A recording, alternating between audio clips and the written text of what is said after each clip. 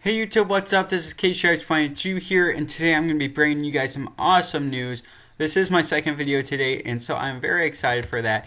Back in the 7th grade, I did some research on some hacking, and throughout my research, I found multiple ways where people could hack a user. And these ways are pretty simple, and they're most common to people who have not upgraded their security on their computers. And so this can be very vulnerable to certain people. Not all of these are a way to hack someone, but these are ways that you can harm a computer or slow down a computer and all sorts of stuff. So these all have their own, whatever you want to call it. I'm not going to teach you anything on how to actually do it, but if you want to learn more about them, you can definitely Google them.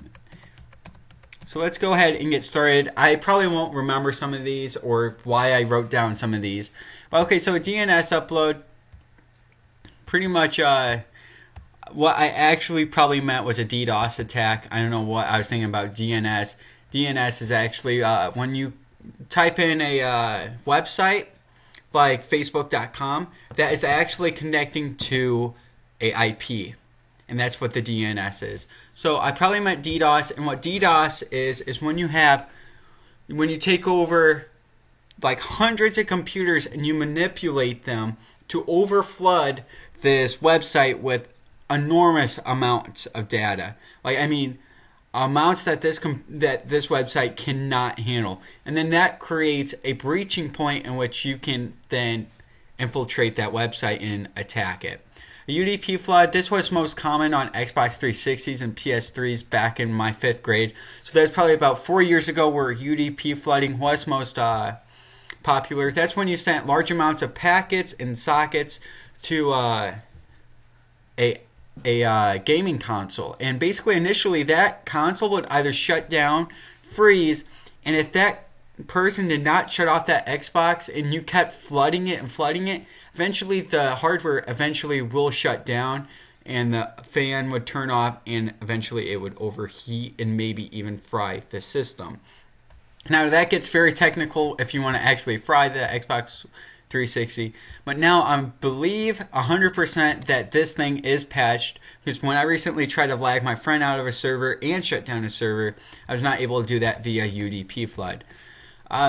Remote keyloggers is basically when you have a keylogger on computer A and on the same network you have computer B, and computer B is the host, and you put this hacking software which is going to log every single button that user pushes on computer A. It will send that data to computer B. So then any passwords, any usernames that they type in, you will then have all that information, even emails and stuff like that. You can get in real big trouble with any of these, you guys. So I'm just here to tell you guys about these. Trojan horse key virus. It's basically a Trojan horse virus. A Trojan virus basically goes on your computer without anybody knowing, or even antivirus. And it slowly infiltrates your computer to the breaking point. And this Trojan horse key virus is basically just going to log all of the buttons you pressed over a very long time, and it will very slowly slow down your computer. And then you have to re-access that computer, and you can get all of the keys ever typed in. IO at system.io.stream key log virus. I'm not sure about that. IP pinger through domain. That's not one. Okay, through a phishing application. This is probably my most popular method. Basically, a phishing application is, let's say if I were to remake Facebook.com, and I remade the login screen. I made it exactly how it is, but instead of sending the data to Facebook, it sends the data to me. You can do this online by creating a fake link and send it to someone, or you can just put the program right on the computer itself. So false HTML sockets. I think what I'm trying to say here is spoofing. Spoofing your own IP to gain data. Now that's really tricky, and I have not yet quite figured that out. I have figured out how to create a proxy and do it that way. Server injection. Now these are very not so common anymore. Back in the Like, I mean, this is all 7th grade stuff. So in the 7th grade, you would... Small websites are still vulnerable to this, but let's say for like example, my mom's website. I'm not going to tell you. Okay, so her website is very old. Doesn't really have much security to offer. You can't log into it, but if you were to be able to, I'm sure you'd be able to perform a server injection on it. Server injection is where you have this tool, you figure out a certain amount of data about this website. Typing in that data, you can then breach into the database, download everyone's usernames, passwords, credit card numbers, and everything such as that. It's not so much common today. Like, even my mom's website has probably been patched from that. That is very old. It's probably not even really heard of anymore. But there are different types of server injections, and that is the one that I was taught. Binary encrypted overlap text Trojan virus. That's long, and I don't know what that is. Command line. I think by this is, if you have seen my program HackSense, it's on kshow22.com. I provide a program called HackSense, and what HackSense does is it uses command line features, which are all legal, and it will obtain every detail about your computer, port information, IP information, and MAC address information. Everything you need to basically breach into a computer. Well, putting all that information together, then transferring onto your own computer, that's basically stealing data. That's illegal. The program itself is legal, but that's where the command line thing is going at. False installation package. Let's say you're installing something, but really what it's doing is exporting your data from your computer to another hard drive across the country. Network and sharing center. Basically what this is going to do is, if you're on a home network and you're new and you join that home network, people can then access your hard drive, and you can do that to other people. For instance, if you're at McDonald's, oh my gosh, I don't know how many people I've seen do this, but they activate that as their home network. You can access so much information. And I don't know if you've heard of Cain and Abel, but you can use Cain and Abel to gain a lot of information about a user on at McDonald's. And you can even use Wireshark for a lot of information at McDonald's. You can be on the road and there's people with hotspots that you can obtain information from. People with Bluetooth. Actually, matter of fact, you guys, if you steal a computer, you can now, with today's technology, you can track that Bluetooth chip in that computer. If it is ever located near a wireless computer or wireless router that has wireless connection, it will be able to locate that Bluetooth chip. So, if you want to get out of the border or whatever, you want to take out your NIC card and probably your Bluetooth chip just to be safe. And you would probably want to replace those, and you might get questions asked. But yeah, brute force attack.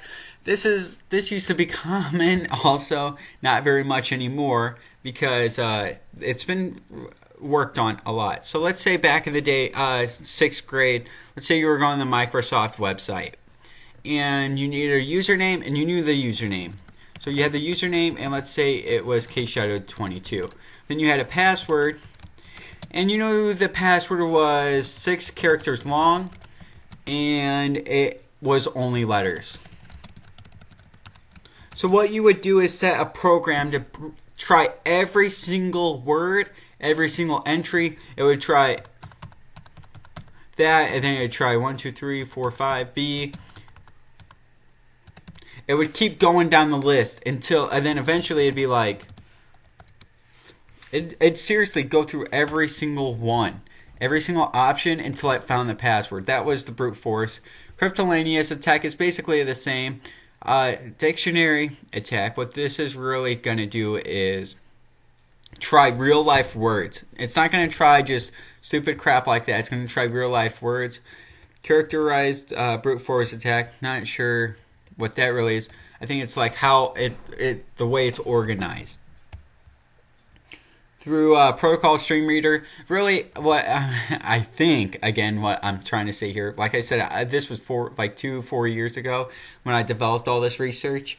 FTP, HTTP, HTTPS, you can obtain information from all of those protocols, believe it or not.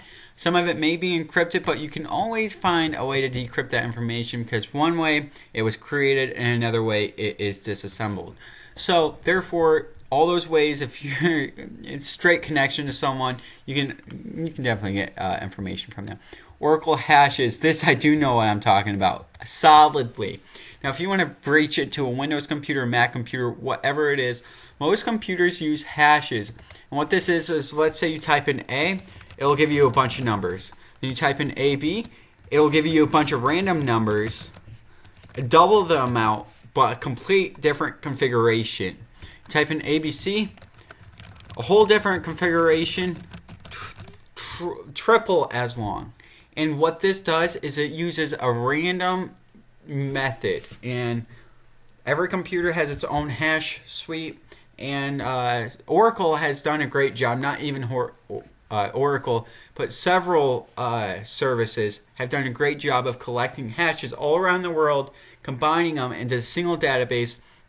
And if you get enough information about that computer, you can figure out its hash and then just easily figure out the password. These, if you don't have the hash from like a hash suite or anything, a hash database, you can still figure out its hash and get its password by just, they have programs for it. I think one's like LMC or LCM, something like that. It starts with an L, I know that for sure.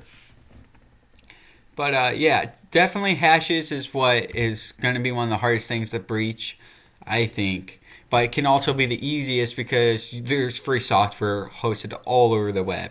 This is still used today as a really good method. It will require a lot of space if you're going to download the databases.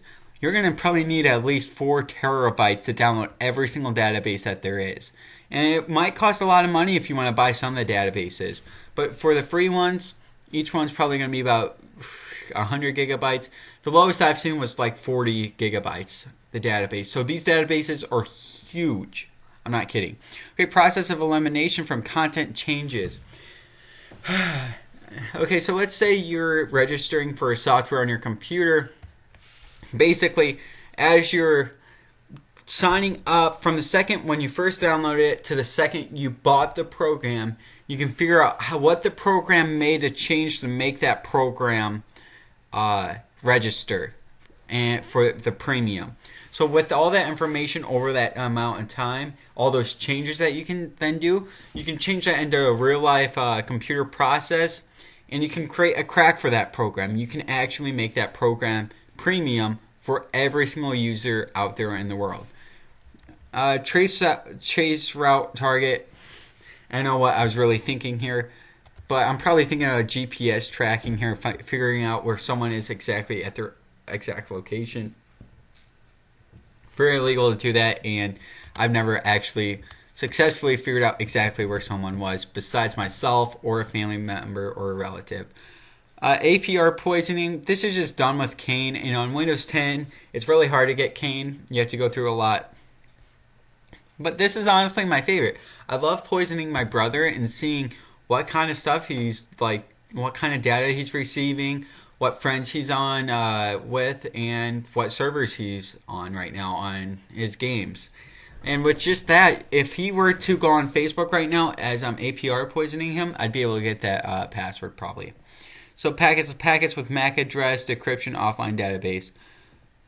Not really sure what that means. VoIP, least used but very useful. Too bad I don't know what that last one is, because I put very useful, and that's the only one that I put very useful on all of these. Sorry about that, I don't know the VoIP, but if you guys would like to, you can look that up. This file was actually encrypted, as you saw before. So this is what it looked like before. So this information was classified under my name. So now that I'm releasing it to you guys, I hope you guys take this maturely, this information, and you take it for educational purposes only, and that you really take this as real life research that I've done, and it took me a while to figure out all of these ways to hack way back, man.